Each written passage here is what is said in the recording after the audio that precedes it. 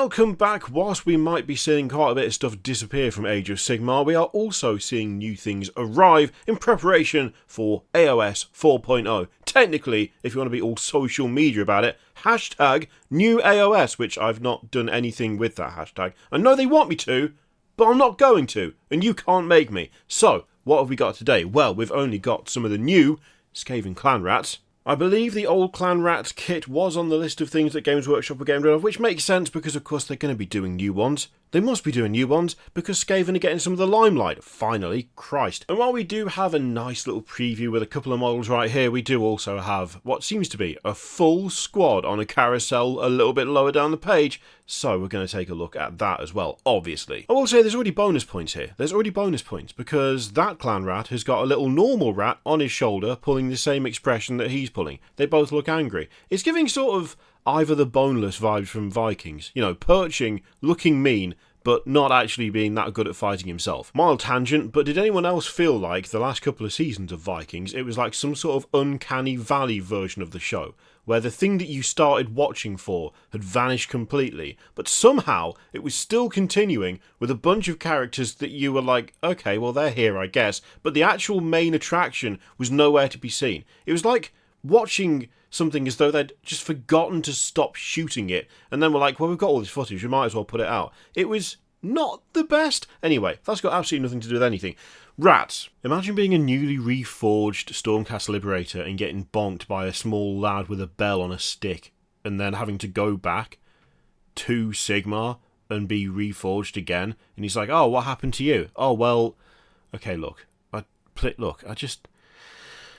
I was just having a bad day, alright? It was a rat. It was just a rat. It was just a big rat. It was a man rat. It was a rat. It was a Skaven guy, alright? He had a massive sword. It was a massive sword. Oh, well, it kind of looked like it was more blunt force trauma that did you in. That's really weird. Was it a very blunt sword? No, it was a big... Just leave me alone. Just reforge me and send me back so I can lose some more of my soul. Just get it over and done with. I don't want to talk about it anymore. So, here we go. Here's a bunch of ugly rat men. I have to admit, they've done a good job of updating these. They have done a good job of updating these. One of the most fun things that I find for Skaven is the kind of scavenged and like just made out of whatever they could find nature of their armour and weapons. They've got some interesting like shapes when it comes to shields as well, like the triangular shields they've got I really like. There's just this overall like ragged, every rat for themselves sort of feel to their infantry, and clearly they've very much focused on that for these, which I like a lot.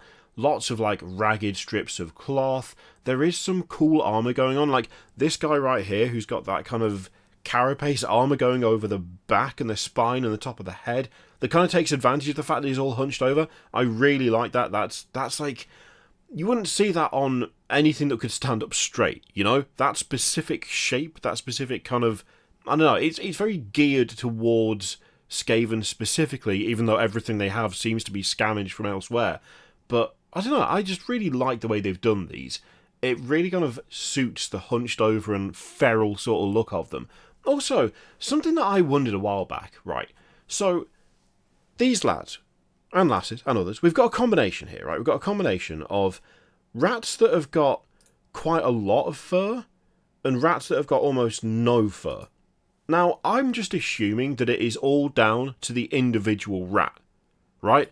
There's not like a generic or general sort of, oh, all Skaven have a certain percentage of body hair or whatever. It's just per individual. There being this difference between some of them being like hairier than others. Some of them even having like, I mean, this lad right here, almost having like a beard thing going on. While others are a lot more sort of bare, or even almost completely lacking hair in the face at all. It's just more ways to add more personality into what is effectively, I mean, depending on how you build it, I guess, but what is mostly quite a infantry-heavy, horde-based army, right? The thing that you think about when it comes to Skaven, I mean, for me personally, it's a mix of mad, like, warpstone machines, like insane siege engines, and just hordes. Hordes of Skaven, hordes of little rat men running in with their absolutely ridiculous scavenged weapons that look both cruel and ugly and like they're made from other people's stuff. Then you've got lads that have just got You know, basically just, here's a stick with a nail through it. All that sort of thing. It's difficult to get a ton of personality into that many models, but I think Games Workshop do a good job of it. From one model to the next, you don't know whether you're going to get something that is really horrific, like this lad right here, who seems to be missing quite a bit of skin and has got like boils and sores and has got kind of growths coming out of the top, or whether you're going to get something a bit more heavily armoured, whether you're going to get someone with a full-on beard. I mean, there's a lot of individual personality, there's a lot of stuff separating each model from the next, even though, you know, thematically they are all pretty much the same. I don't know, I think they do a good job with it. These do feel like a good update to the older models. I mean, I don't even know how old the older models were, I'm not even sure at this point, but they've been around a hell of a long time.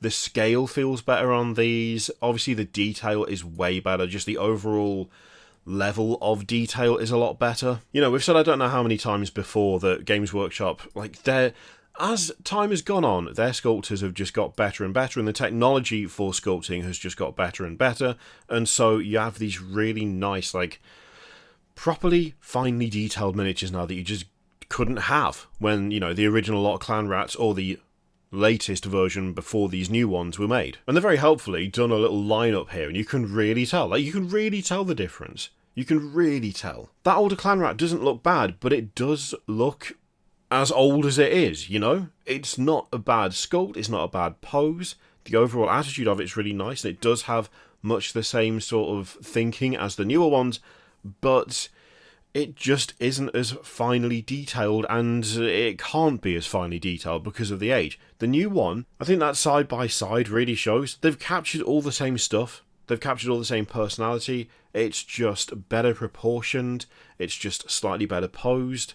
It's just got a ton more detail and precision on it, which obviously you'd expect to see, but it is nice to have that side-by-side comparison. And it's actually kind of interesting seeing the new CLANRAT there next to the new Liberator, because of there is such a difference in materials between the two. There is such a massive difference in materials between the two. Obviously on the Liberator you are looking mostly at just armour. Armour, metal weapon, metal shield, and that's about it. Even the sort of more flowing part of that model, which is the chainmail, or I guess technically the scale at the front, is still metallic. It's still just metal scales. And in a weird way, I think the CLANRAT next to that Liberator actually shows a bit more clearly just the level of detail and how clean and clear their sculpts are these days compared to what they used to be. Between the nicked edges on the blade, the kind of segmented look to the tail, all the cloth, that mixture of like longer fur and skin. I mean, the teeth are a massive giveaway between the new and old CLANRATs. Just so much finer, you know? So much finer, so much pointier. Everything's just that bit sharper in a good way. Those are some good looking rats. I think they've done a really good job on this update. I mean, to be fair to them, they generally tend to do that. When it comes to taking older kits and updating them, refreshing them, they tend to stick with what worked before, but just, you know, bring it up to date. I mean, they've definitely done that this time. They look like CLANRATs. They just look like sharper, nicer CLANRATs. And sometimes, whilst it is nice to see brand new shiny things that we've never seen before, sometimes it is also nice to just see older stuff given a new lease of life and made to look like they belong in this century. Which is, I don't think the CLANRATs are actually that old. I don't think they are that old, but we've just got so many nice things nowadays that they definitely seem to age faster the older they get. Which is a weird statement, but hopefully you know what I mean. Anyway, thank you very much for watching. Let me know what you think of that lot in the comments down below. In the meantime, feel free to click all the things, and I'll see you for the next one.